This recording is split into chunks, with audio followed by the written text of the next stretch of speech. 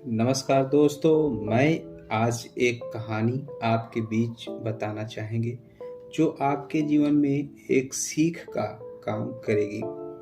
दोस्तों, एक बार की बात है कि नदी के तट पर एक भिक्षु वहां बैठे हुए एक वृद्ध बुजुर्ग से पूछता है कि यहाँ से नगर कितनी दूर है।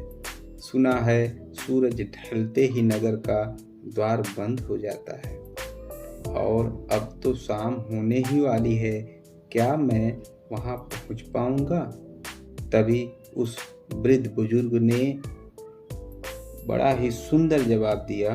उसने कहा, धीरे चलोगे तो पहुंच भी सकते हो। यह बात वृद्ध बुजुर्ग की वह भिक्षु हैरान रह गया। वह हैरान में पड़ गया और सोचने लगा कि लोग कहते हैं कि पहुंचना है तो जल्दी से जाओ, पर यह तो विपरीत कह रहा है कि धीरे चलोगे तो पहुंच सकते हो। लेकिन भिक्षु उस वृद्ध की बात को दरकिनार करते हुए वह बहुत तेजी से भागने लगा। रास्ता उबड़ खाबड़ होने के कारण वह कई बार गिरा और चोटिल भी हुआ। किसी तरह वह उठा। उसे चलने में काफी दिक्कत हो रही थी और वह किसी तरह आगे बढ़कर उस नगर से थोड़ी दूर पे पहुंच ही रहा था कि उसने देखा कि दरवाजा बंद हो रहा है और ठीक उसी समय उसके पास से एक व्यक्ति गुजरा। उस भिक्षु को देखकर हंसने लगा। तभी वह भिक्षु नाराज होकर उस व्यक्ति से पूछा, तुम हंस क्यों रहे हो? तब उस व्यक्ति ने कहा, आज जो हालत आपकी हुई है वह कभी मेरी भी हुई थी। आप वह बाबा की बात आपको समझ में नहीं आया जो कभी मेरी भी इसी तरह दशा हुई थी।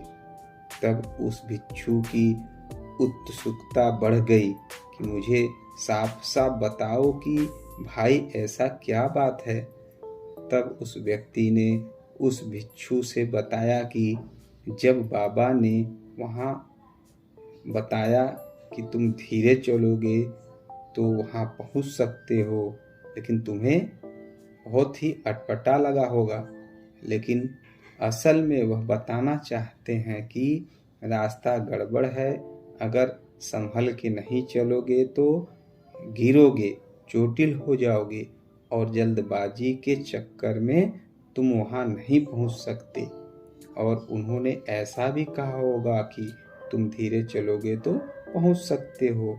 यह बात सुनकर वह भिक्षु हैरान हो गया। दोस्तों, यह छोटी सी कहानी जीवन में बहुत सीख बताती है।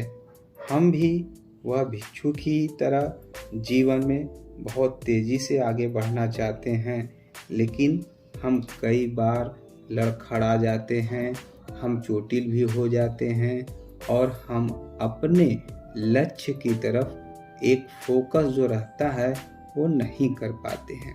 दोस्तों, जिंदगी में तेज भागना ही काफ़ी नहीं है, सोच समझकर चलना भी ज़्यादा काम आता है। इसलिए इन बातों को विशेष ख्याल रखें। जीवन में भले ही आपकी रफ्तार कम हो, लेकिन आप जब भी चलें व्यवस्थित होकर चलें। अपने काम को जब भी करें व्यवस्थित करें और जल्दबाजी में किया हुआ काम हमेशा गड़बड़ हो जाता है। दोस्तों, यह कहानी पसंद आई हो तो आप लोगों का बहुत बहुत शुक्रिया, बहुत बहुत धन्यवाद।